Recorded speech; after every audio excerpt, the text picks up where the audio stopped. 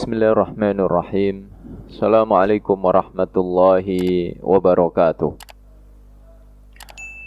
Innal hamdalillah nahmaduhu wa nasta'inuhu wa nastahdihi wa nastaghfiruhu wa natubu ilaihi wa na'udzu billahi min syururi anfusina wa sayyiati a'malina.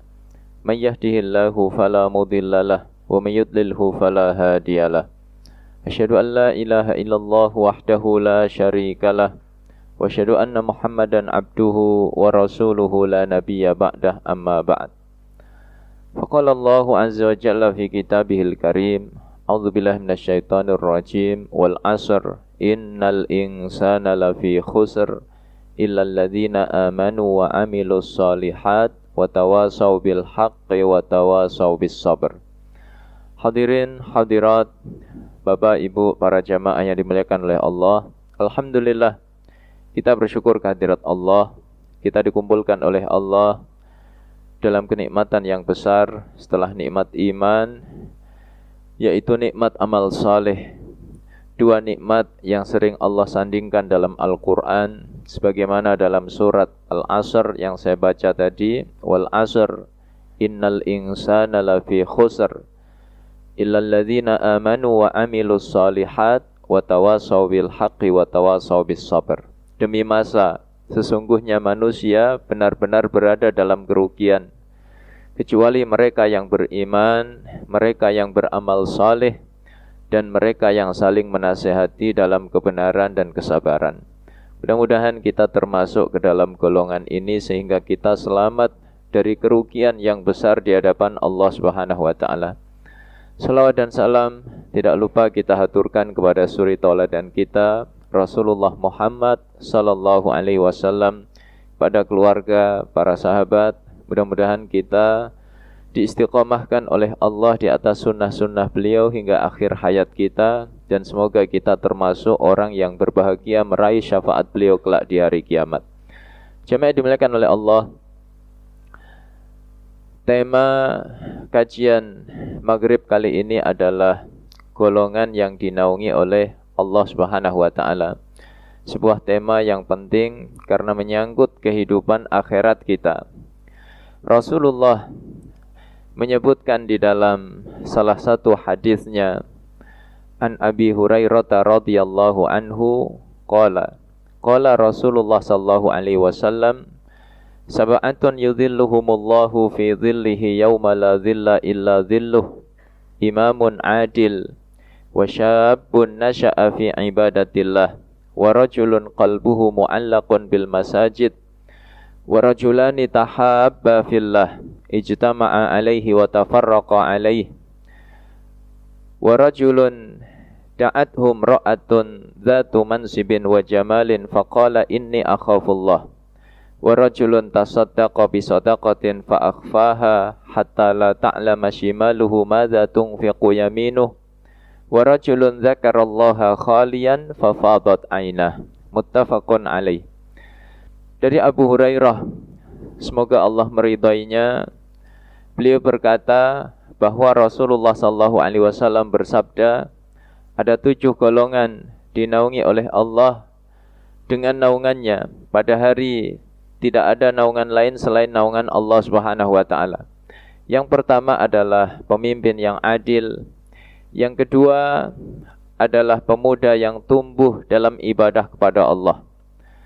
Yang ketiga, orang yang hatinya terpaut dengan masjid. Yang keempat, 2 orang yang saling mencintai karena Allah, bertemu berpisah karena Allah. Yang kelima adalah seorang laki-laki yang digoda oleh seorang wanita yang memiliki kedudukan dan kecantikan. Lalu laki-laki itu berkata, sungguh aku takut kepada Allah. Yang keenam, orang yang bersedekah, lalu dia rahasiakan sedekahnya sehingga tangan kirinya tidak tahu apa yang diinfakkan oleh tangan kanannya. Dan yang ketujuh adalah orang yang berzikir kepada Allah dikala dia sendiri lalu menangis kedua matanya. Hadis ini diriwayatkan oleh Imam Bukhari dan Imam Muslim. Bapak Ibu jamaah yang dimuliakan oleh Allah, mari kita berinteraksi dengan hadis ini dari awal hingga akhir. Pertama, sanad hadis ini dari sahabat yang bernama Abu Hurairah. Nama aslinya adalah Abdurrahman bin Sakhr. Beliau sahabat yang sangat menyukai kucing dan sering bermain dengan kucing. Maka pada satu hari Rasulullah memanggilnya, ya Aba Hurairah, hei bapaknya kucing kecil. Maka Abu Hurairah senang dengan panggilan yang diberikan oleh Nabi. Sahabat itu mencintai hal-hal yang berkaitan dengan Rasulullah SAW. Maka mereka saking cintanya kepada Nabi, tidak hanya mengikuti Nabi dalam hal ibadah kepada Allah, tapi dalam aspek yang mubah, mereka pun menyukai untuk ikut Rasulullah. Contoh misalnya, sahabat Ibnu Umar radhiyallahu anhuma, setelah Rasulullah wafat, beliau bertanya kepada sahabat-sahabat senior, bagaimana rute safarnya Nabi? Kalau Nabi safar dari Makkah ke Madinah atau Madinah ke Makkah, itu rute yang ditempuh Nabi mana saja? Nabi pernah berhenti di tempat mana saja? Maka Ibnu Umar ketika safar persis mengikuti cara safarnya Nabi. Rutenya sama, tempat berhentinya sama. Sampai kata sebagian sahabat, rasanya tanah yang dulu diinjak oleh Nabi, itu diinjak oleh Ibnu Umar. Saking cintanya Ibnu Umar kepada Nabi. Bahkan kecintaan sahabat hari itu mampu merubah selera makan mereka. Padahal selera makan itu tidak bisa diintervensi, tidak bisa dipaksakan. Ada sahabat namanya Anas bin Malik, mendampingi Nabi 10 tahun. Anas itu tidak senang sayur labu. Tapi satu hari Anas diajak makan oleh Nabi berdua. Dan Anas mendapati Nabi menyukai sayur labu. Maka Anas berkata, sejak hari itu aku menyukai sayur labu. Begitu kecintaan sahabat terhadap Nabi, sampai mampu merubah selera makan mereka. Makanya Abu Hurairah lebih senang dipanggil Abu Hurairah dibanding nama aslinya Abdurrahman bin Sakhr. Sebelum beliau masuk Islam, namanya adalah Abdus Syams, hambanya matahari. Nama seperti ini baik apa jelek, Pak? Jelek karena mengandung unsur kemusyrikan. Maka Nabi merubahnya menjadi Abdurrahman. Maka dari sini ada sebuah pelajaran penting. Kalau ada nama kok maknanya tidak baik, apakah mengandung unsur kemusyrikan atau memang maknanya buruk, maka harus dirubah. Baik nama orang seperti Abdus Syams dirubah menjadi Abdurrahman. Dulu ada sahabat namanya Hazan, Nabi merubahnya Sahal. Ya, Hazan itu artinya sedih, Sahal artinya mudah, mudah rezekinya, mudah jodohnya, mudah keturunannya. Tapi orang ini tidak mau. Dia berkata, ya Rasulullah, aku tidak mau merubah nama pemberian ayahku. Maka dia memilih nama Hazan. Maka beliau selalu terlihat sedih sesuai dengan namanya, Hazan. Ya. Begitupun nama tempat. Nabi merubah Yathrib yang artinya al-halak, rusak, roboh, hancur, diganti menjadi Al-Madinatul Munawwarah, kota yang diberi cahaya. Maka sesuai dengan namanya, cahaya Islam dari kota Madinah tersebar hingga seluruh penjuru dunia. Jadi nama adalah doa. Maka Imam Malik dalam kitabnya Al-Muwatta mengkisahkan satu peristiwa di zaman Umar bin Khattab tentang pentingnya sebuah nama. Betapa nama itu doa. Datang orang menghadap Umar. Umar bertanya, siapa namamu? Namaku Jamroh, artinya bara api. Siapa nama ayahmu? Nama ayahku Syihab, artinya nyala api. Siapa yang mengutusmu kemari? Namanya Hurqah, kebakaran. Kamu tinggal di mana? Saya tinggal di daerah Harratun Nar, panasnya api. Persisnya di mana? Di tempat yang bernama Zatul Ladha, ya, nyalanya api. Maka Umar kemudian berkata, ini salah satu karomahnya Umar bin Khattab. Pulanglah kamu, rumahmu sedang kebakaran. Ternyata benar, ya, dia pun pulang dan mendapati rumahnya sedang kebakaran. Jadi nama adalah doa. Abu Hurairah masuk Islam itu di tahun ke-7 Hijriah. Sedangkan Rasulullah wafat itu tahun 11 Hijriah. Maka praktis Abu Hurairah mendampingi Nabi sekitar 4 tahun. Tapi sejak masuk Islam, baik siangnya maupun malamnya, baik safarnya termasuk jihadnya, Abu Hurairah selalu mendampingi Rasulullah. Maka beliau berhasil menjadi sahabat yang paling banyak meriwayatkan hadis dari Rasulullah SAW. Lebih dari 5.000 hadis diriwayatkan oleh Abu Hurairah dari Rasulullah SAW. Dan sahabat Abu Hurairah ini sahabat yang terkenal zuhud.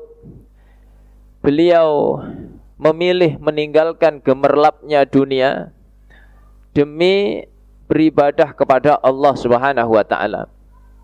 Maka saking sederhananya kehidupan beliau, diriwayatkan satu hari putrinya itu mengadu, "Ya abati, innal banati yu'ayyirnani limadza la yuhalliki abuki bidzahab." Wahai ayah, anak-anak perempuan mencelaku. Mengapa ayahmu tidak membelikanmu perhiasan emas? Maka Abu Hurairah dengan tegas menjawab, "Kullahun inna abi yakhsha minal azab." Katakan kepada anak-anak perempuan itu, ayahku takut terhadap azab. Ya. Maka orang yang memilih jalan zuhud, tidak tertarik dengan dunia, dia mendapatkan kebaikan yang besar dari Allah Subhanahu wa ta'ala. Orang yang seperti itu mudah beribadah kepada Allah dan mudah selamat dari yang haram. Tapi sebaliknya orang yang hatinya dipenuhi hubbud dunya, cinta dunia, dari bangun tidur sampai tidur lagi isinya dunia, maka orang seperti itu mudah terjatuh ke dalam yang haram. Maka dikatakan hubbud dunya ra'su kulli khati'ah. Cinta dunia itu adalah induk dari segala dosa. Ini sedikit tentang Abu Hurairah. Lalu apa isi hadis ini? Hadis ini berisi tentang 7 golongan dinaungi oleh Allah kelak di hari kiamat. Sebagian ulama mengatakan maksudnya dinaungi dengan arasy Allah. Karena ada sebuah hadis yang menyebutkan redaksi dengan arasnya Allah Subhanahu wa ta'ala. Maka hadis yang khusus ini, ya, mengkhususkan hadis yang sifatnya umum. Yaitu kapan? Ketika peristiwa mahsyar, peristiwa yang sangat berat. Dalam hadis riwayat Imam Bukhari disebutkan, tudna syamsu yaumal qiyamah ala qadri mil. Hari itu matahari didekatkan kepada manusia, jaraknya hanya 1 mil saja. Kita hari ini di Tambun, Pak. Kalau musim kemarau seperti hari-hari ini, panas apa tidak, Pak? Panas sekali. Padahal kalau kita baca buku biologi, jarak matahari dengan bumi itu sekitar 150 juta kilometer. Nanti yang nggak percaya, pulang ambil meteran, hitung sendiri, Pak. Itu saja sudah terasa panas. Bagaimana kalau nanti jaraknya hanya 1 mil saja? Maka dalam hadis itu disebutkan, manusia mengalami penderitaan yang berat. Ada yang keringatnya membanjiri hingga kedua mata kakinya, ada yang hingga lututnya, ada yang hingga pusarnya, bahkan ada yang tenggelam di dalam keringatnya. Maka setiap orang merindukan naungan Allah. Tapi ada 7 golongan yang dinaungi oleh Allah. Siapa kata Nabi? Yang pertama, imamun adil, pemimpin yang adil. Ini isyarat kaum muslimin tidak boleh mengabaikan urusan kepemimpinan. Kepemimpinan ini penting. Allah meluruskan sesuatu yang tidak bisa diluruskan dengan Al-Quran, itu dengan kepemimpinan. Kalau ada tempat maksiat, pengurus Masjid Al-Ikhlas datang mengadakan tabligh akbar, zikir bersama, kira-kira tempat maksiat itu tutup atau tambah rame, Pak? Tapi dengan kekuasaan, hanya selembar surat, ditandatangani, distempel, besok tutup. Ini pentingnya kepemimpinan. Mengapa pemimpin yang adil disebut Nabi pertama kali dalam hadis ini? Karena pemimpin yang adil, maka manfaatnya itu dirasakan oleh manusia secara luas. Maka kebaikan kalau manfaatnya luas, pahalanya semakin besar, menyebabkan nanti meraih naungan Allah kelak di hari kiamat. Makanya sejarah selalu mencatat pemimpin-pemimpin yang adil dari masa ke masa, dari kalangan Nabi. Siapa yang tidak mengenal Nabi Sulaiman? Beliau Nabi sekaligus raja. Al-Quran mengabadikan keadilan Nabi Sulaiman dalam surat Al-Anbiya. Kata Allah, wa Dawuda wa Sulaimana idh yahkumani fil harth idh nafashat fihi ghanamul qaum wa kunna li hukmihim syahidin. Ingatlah terhadap Nabi Dawud dan Nabi Sulaiman ketika keduanya memutuskan perkara tentang kebun yang dirusak oleh sekawanan kambing.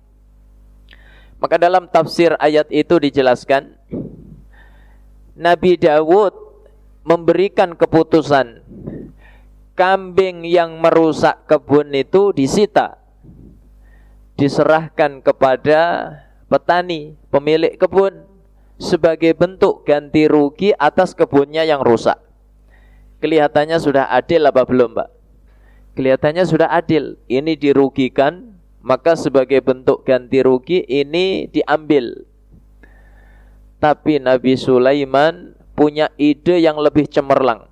Makanya dalam ayat berikutnya kata Allah, fafahamna Sulaiman. Kami beri pemahaman kepada Nabi Sulaiman. Kata Nabi Sulaiman begini,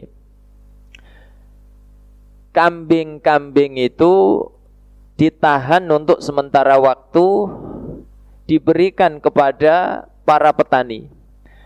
Para petani boleh mengambil manfaat dari kambing itu sebagai bentuk ganti rugi atas kebunnya yang rusak, seperti memerah susu dan lain sebagainya. Lalu kebun yang rusak itu diserahkan kepada peternak untuk digarap sampai kembali seperti sedia kala. Begitu kebun kembali seperti sedia kala, maka diserahkan balik ke petani. Kambing tadi diserahkan balik ke peternak. Adil apa tidak, Pak? Adil.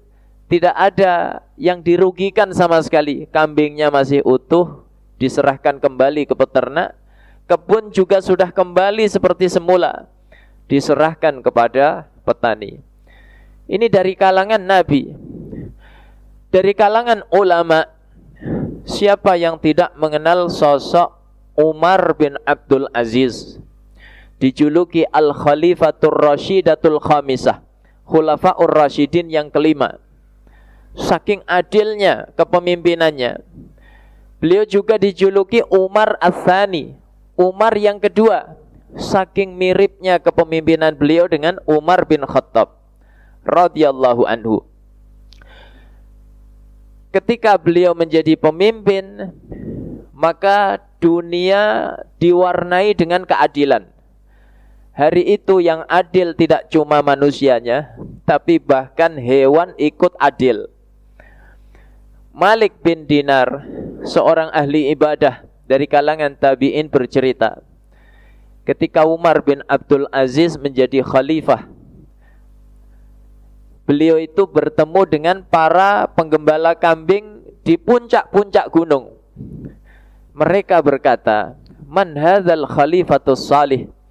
Siapa khalifah yang saleh ini? Maka Malik bin Dinar bertanya, "Wa madza ta'rifu anhu?" Apa yang kamu ketahui tentang dia? Kata para penggembala kambing, "Hinama qama alaina hadzal khalifatus salih, kaffat al-usdu wadh-dhi'abu angsyiatina."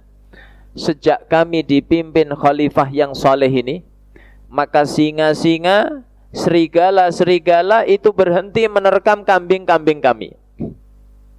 Maka hari itu disebutkan satu kandang kambing itu dihuni 30 ekor serigala. Dan kambing masih utuh. Maka jemaah yang dimuliakan oleh Allah, satu hari penggembala itu kembali mendapati serigala nerkam kambing. Maka dia berkata, jangan-jangan khalifah yang adil itu sudah wafat. Ternyata benar. Besok tersiar kabar Umar bin Abdul Aziz wafat karena diracun.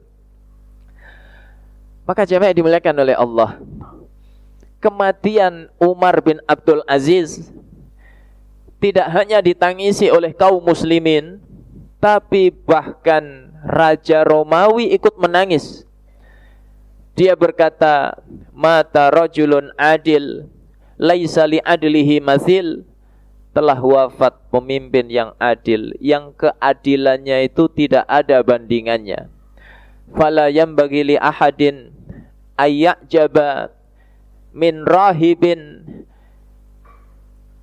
tarokat dunya wa ya'budu fi sauma'atih, wa innamal ajab li hadzal rajul alladzi atathu dunya tahta qadamaihi fatarakaha. Sungguh tidak pantas orang itu kagum kepada rahib yang memilih meninggalkan dunia untuk beribadah di kuilnya. Tapi sungguh rasa takjub itu layak diberikan kepada orang ini. Maksudnya Umar bin Abdul Aziz, yang dunia tunduk di bawah kedua kakinya, tapi dia memilih untuk meninggalkannya. Jadi yang pertama yang dinaungi oleh Allah adalah pemimpin yang adil. Maka penting kita kalau milih pemimpin standarnya yang apa, Pak? Yang adil. Jangan seperti sebagian orang milih pemimpin standarnya yang ngasih duit, wani piro. Ya. Yang berani nyerang di waktu fajar. Maka serangan fajar itu bagi sebagian orang bukan dihindari, malah ditunggu-tunggu. Ini sudah subuh, mana serangannya? Ya. Maka jangan seperti itu. Kalau kita milih pemimpin, standarnya adalah yang adil.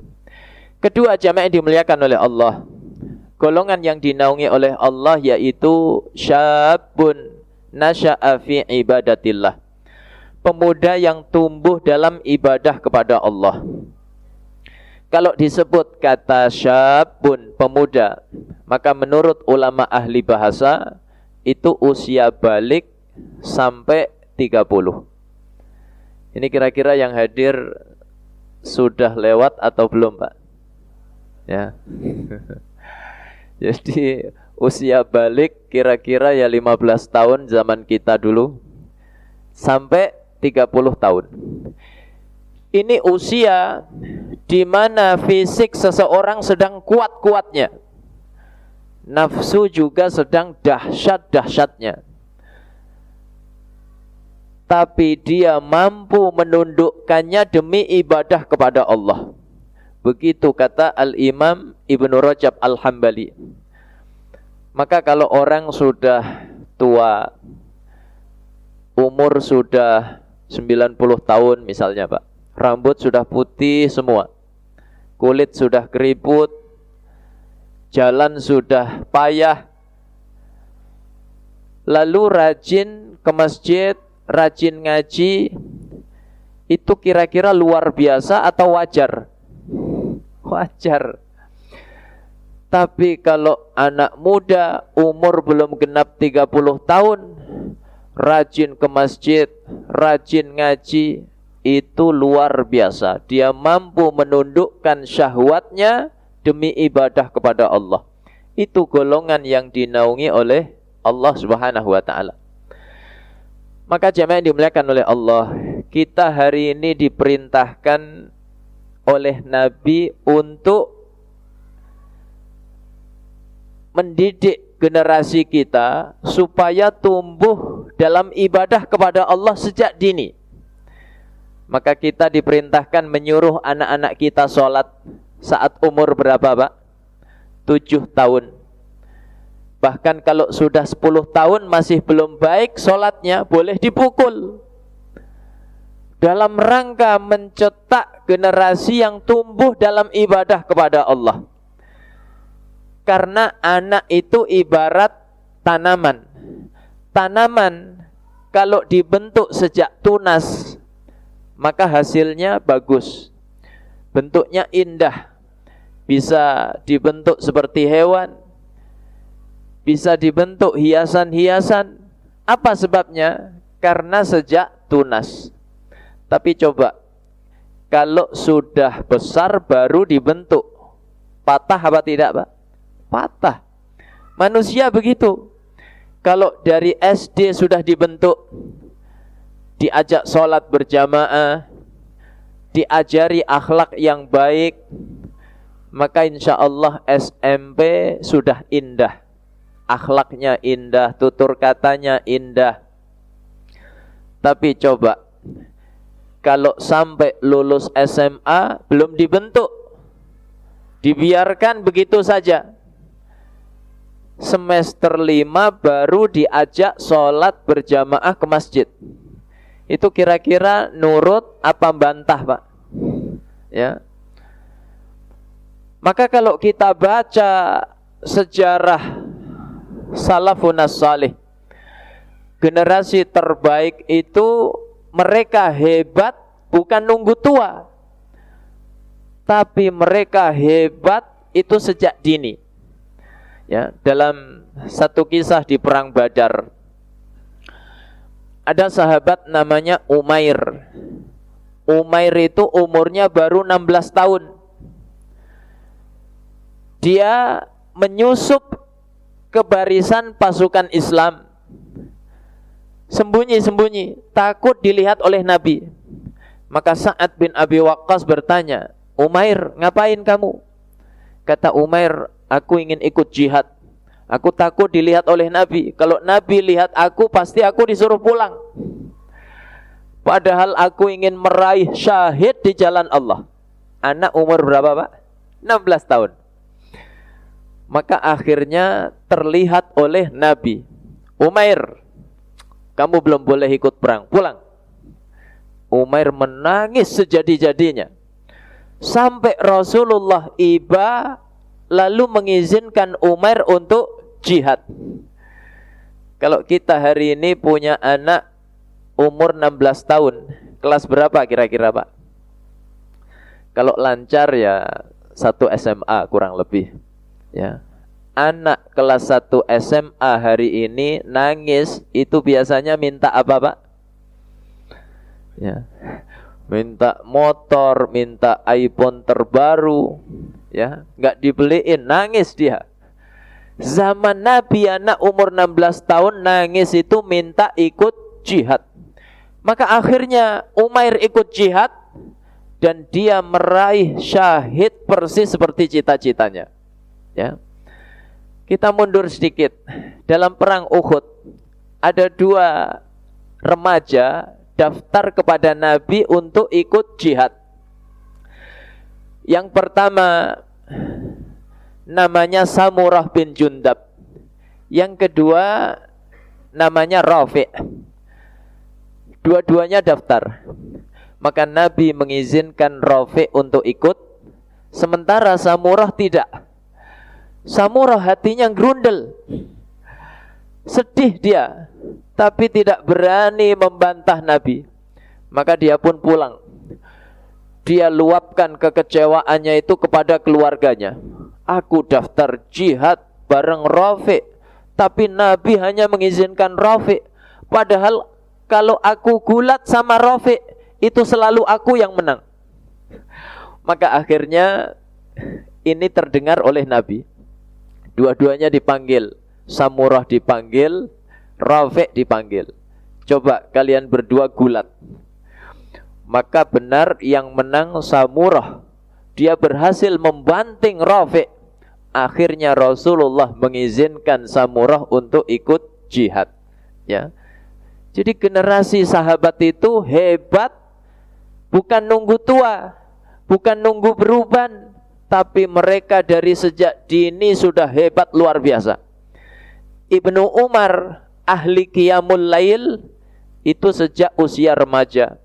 Sejak mendengar Nabi berkata, ni'mar rajulu Abdullah law kana yaqumu minal lail. Sebaik-baik anak itu Abdullah, maksudnya Abdullah bin Umar, kalau dia mau qiyamul lail. Maka sejak hari itu Abdullah bin Umar tidak pernah tinggalkan qiyamul lail hingga akhir hayatnya. Ya. Ini kedua. Yang ketiga jamaah yang dimuliakan oleh Allah.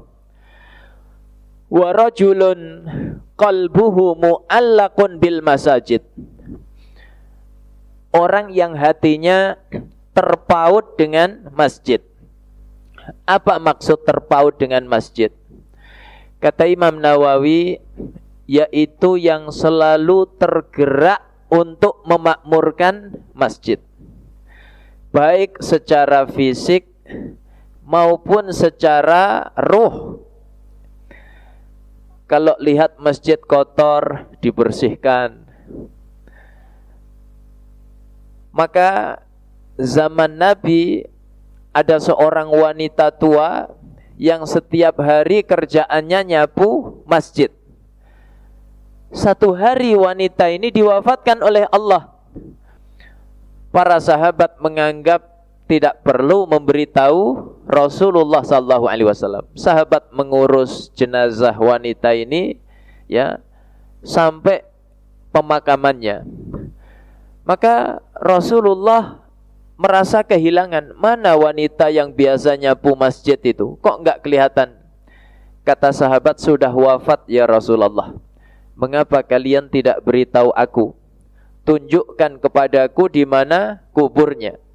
Maka ditunjukkan kuburnya. Maka Rasulullah sholat jenazah di atas kubur wanita itu. Begitu mulianya orang yang memakmurkan rumah Allah secara fisik, ya, membersihkan, nyapu, ngepel, dan lain sebagainya. Begitu pula secara ruh, memakmurkan rumah Allah dengan ibadah. Sholat jamaah di masjid, ngaji di masjid, iktikaf di masjid, zikir di masjid, baca Quran di masjid. Itu orang yang hatinya terpaut dengan masjid. Bukan seperti sebagian orang hari ini yang hobinya wisata masjid. Dia cari informasi di internet, mana lokasi masjid-masjid yang megah. Di Bandung ada Al-Jabbar, di Jogja ada Jogokarian, ya, di Solo ada MBZ, ya. Maka kerjaannya muter saja. Begitu sampai Al-Jabbar, foto-foto, update status, pulang. Maka itu bukan orang yang hatinya terpaut dengan masjid. Memakmurkan masjid ini bukan amal kecil, tapi amal besar. cita-cita para nabi itu adalah memakmurkan rumah Allah. Nabi Ibrahim rela meninggalkan keluarganya di Makkah. Ya, Makkah hari itu jangan Bapak bayangkan seperti hari ini. Hotel banyak, restoran banyak, buah-buahan banyak. Hari itu Makkah itu tidak lebih lembah yang tandus, gersang, tidak ada pepohonan. Ya, tapi Nabi Ibrahim rela meninggalkan keluarganya di sana. Apa tujuannya? Rabbana liyuqimus shalah. Ya Allah, semua itu dalam rangka agar mereka mendirikan sholat. Nabi Muhammad hijrah dari Makkah menuju Madinah. Beliau ke Kuba 4 hari, ya, baru kemudian ke Madinah. Di Kuba membangun Masjid Kuba, di Madinah membangun Masjid Nabawi. Jadi cita-cita besar para nabi itu memakmurkan rumah Allah. Maka hari ini bersungguh-sungguhlah kita di dalam memakmurkan rumah-rumah Allah di sekitar kita. Jangan sampai ada rumah Allah terbengkalai, kotor, tidak pernah dibersihkan, ya, sepi, tidak ada kegiatan. Bagaimana kelak pertanggungjawaban kita di hadapan Allah Subhanahu wa taala? Jadi orang yang memakmurkan masjid maka nanti dinaungi oleh Allah di hari kiamat. Yang keempat, jamaah yang dimuliakan oleh Allah. Wa rajulani tahabba fillah ijtama'a alaihi wa tafarraqa alaihi. 2 orang yang saling mencintai karena Allah, bertemu berpisah karena Allah. Islam ini dinul ukhuwah, agama yang menjunjung tinggi persaudaraan. Bahkan persaudaraan dalam Islam itu dikaitkan dengan nikmat Allah. Maka dalam surat Ali Imran, wa'tasimu bihablillahi jami'a wa la tafarraqu. Wadhkuru ni'matallahi alaikum idh kuntum a'da'an fa'allafa baina qulubikum fa'asbahtum bini'matihi ikhwana. Berpegang teguhlah kalian terhadap tali agama Allah, jangan pernah bercerai-berai. Ingatlah dulu, ya, ingatlah terhadap nikmat Allah. Dulu kalian bermusuhan satu sama lain, maka dengan nikmat Allah itu kalian menjadi bersaudara. Bahkan kata nikmat ini disebut sampai 2 kali, menggambarkan persaudaraan itu tidak lain tidak bukan benar-benar merupakan nikmat Allah yang mahal dalam kehidupan manusia. Makanya ketika Rasulullah hijrah ke Madinah, ya, setelah fase membangun masjid, fase berikutnya adalah at-ta'akhi bainal muhajirin wal ansor, mempersaudarakan antara kaum muhajirin dan kaum ansor. Jadi persaudaraan ini spirit Islam. Saking pentingnya saling mencintai karena Allah, Imam An-Nawawi dalam kitab Riyadhus Shalihin, ya, bab yang ke-46, beliau membuat judul bab tentang keutamaan saling mencintai karena Allah. Ya, bahkan disunnahkan kita itu mengucapkan terhadap saudara kita, inni uhibbuka fillah. Ya, tapi dengan catatan laki-laki terhadap laki-laki, wanita terhadap wanita. Jangan nanti disilang. Jangan sampai habis ngaji bapak ke shaf ibu-ibu lalu bilang, "Bu, saya mencintaimu karena Allah." Nanti dia tidak bisa tidur 7 hari 7 malam. Ya. Jadi laki-laki kepada laki-laki, wanita kepada wanita. Maka dalam bab itu Imam Nawawi mengutip sebuah hadis. Rasulullah duduk bersama seorang sahabat. Maka melintaslah sahabat yang lain. sahabat yang duduk bersama Nabi itu berkata, "Ya Rasulullah, aku mencintai dia karena Allah." Maka Nabi bertanya, "Sudahkah kamu mengutarakan itu?" "Belum ya Rasul." "Kalau begitu, bangun kamu, kejar dia, sampaikan bahwa kamu mencintainya karena Allah." Maka sahabat itu pun bangun. Dia kemudian mengejar sahabatnya yang lewat tadi sampai ketemu, lalu dia berkata, "Inni uhibbuka fillah." Aku mencintaimu karena Allah. Maka saudaranya itu menjawab, "Ahabbakallah bima ahbabtani fi." Semoga Allah mencintaimu disebabkan engkau mencintaiku karena Allah Subhanahu wa ta'ala. Begitu pentingnya saling mencintai karena Allah. Maka pastikan kebersamaan kita di Masjid Al-Ikhlas ini tidak lain tidak bukan adalah lillah. Spiritnya Bapak, lillah karena Allah. Maka kebersamaan yang seperti ini nanti menyebabkan kita dinaungi oleh Allah di hari kiamat. Bahkan Allah menyeru hamba-hambanya yang saling mencintai karena Allah. Dalam hadis qudsi disebutkan, "Ainal mutahabbuna bijalali." Mana hamba-hambaku yang saling mencintai karena keagunganku? "Al-yauma adzilluhum fi dhilli yauma la dhilla illa dhilli." Hari ini aku naungi mereka dengan naunganku, di mana tidak ada naungan lain selain naunganku. Ya.